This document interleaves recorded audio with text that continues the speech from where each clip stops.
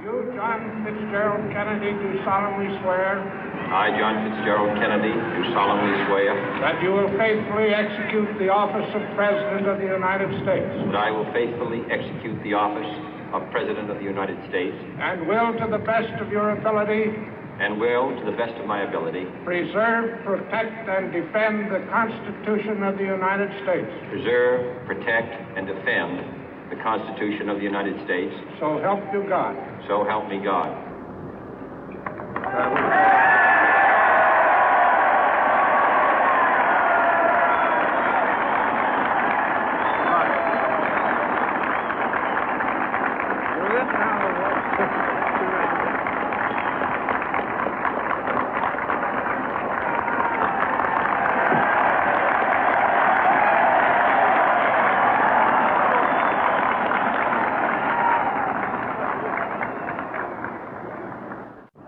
Vice President Johnson, Mr. Speaker, Mr. Chief Justice, President Eisenhower, Vice President Nixon, President Truman, Reverend clergy, fellow citizens. We observe today not a victory of party, but a celebration of freedom, symbolizing an end as well as a beginning, signifying renewal as well as change. For I have sworn before you and Almighty God the same solemn oath our forebears prescribed nearly a century and 3/4 ago.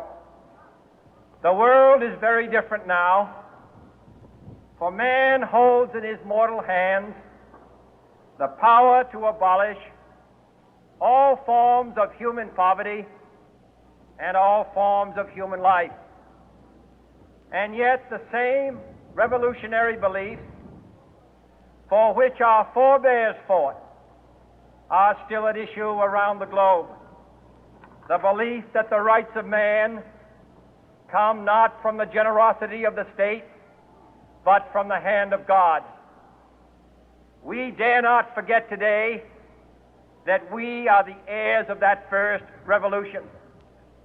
Let the word go forth from this time and place to friend and foe alike that the torch has been passed to a new generation of Americans born in this century, tempered by war, disciplined by a hard and bitter peace, proud of our ancient heritage, and unwilling to witness or permit the slow undoing of those human rights to which this nation has always been committed and to which we are committed today at home and around the world.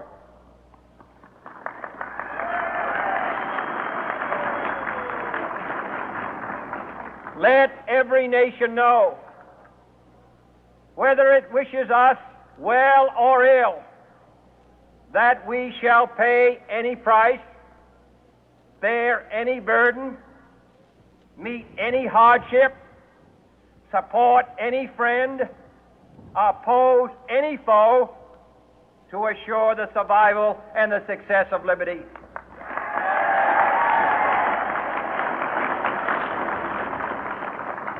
This much we pledge and more. To those old allies whose cultural and spiritual origins we share, we pledge the loyalty of faithful friends. United, there is little we cannot do in a host of cooperative ventures. Divided, there is little we can do, for we dare not meet a powerful challenge at odds and split asunder. To those new states whom we welcome to the ranks of the free, we pledge our word that one form of colonial control shall not have passed away, merely to be replaced by a far more iron tyranny. We shall not always expect to find them supporting our view, but we shall always hope to find them strongly supporting their own freedom, and to remember that in the past, those who foolishly sought power by riding the back of the tiger ended up inside.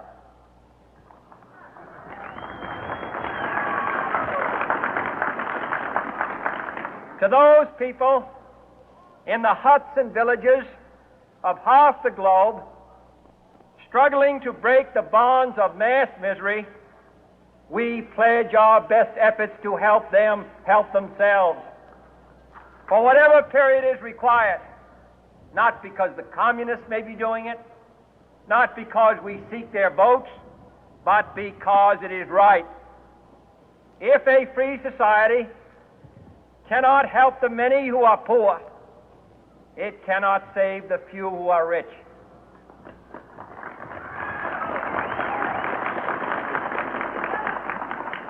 To our sister republics south of our border, we offer a special pledge to convert our good words into good deeds, in a new alliance for progress, to assist free men and free governments in casting off the chains of poverty.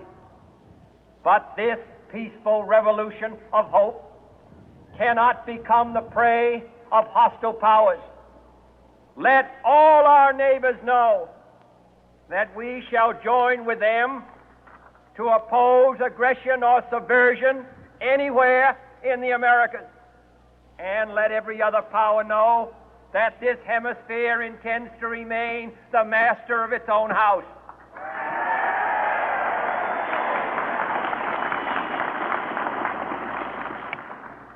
To that World Assembly of Sovereign States, the United Nations, our last best hope, in an age where the instruments of war have far outpaced the instruments of peace, we renew our pledge of support to prevent it from becoming merely a forum for invective, to strengthen its shield of the new and the weak, and to enlarge the area in which its writ may run. Finally, to those nations who would make themselves our adversary, we offer not a pledge, but a request that both sides begin anew the quest for peace. Before the dark powers of destruction, unleashed by science, engulf all humanity in planned or accidental self-destruction, we dare not tempt them with weakness, for only when our arms are sufficient beyond doubt can we be certain beyond doubt that they will never be employed.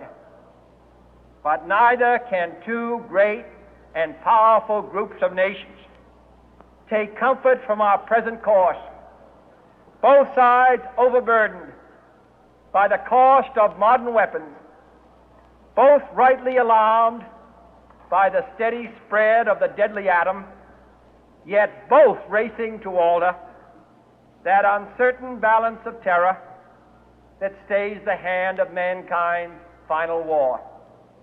So let us begin anew, remembering on both sides that civility is not a sign of weakness, and sincerity is always subject to proof. Let us never negotiate out of fear, but let us never fear to negotiate.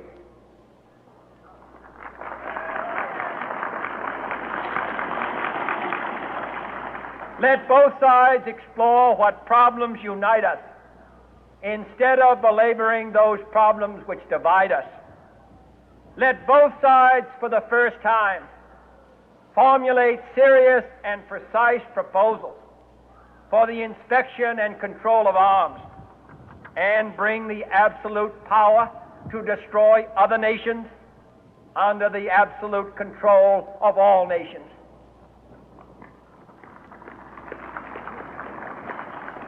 Let both sides seek to invoke the wonders of science instead of its terrors. Together, let us explore the stars, conquer the deserts, eradicate disease, tap the ocean depth, and encourage the arts and commerce. Let both sides unite to heed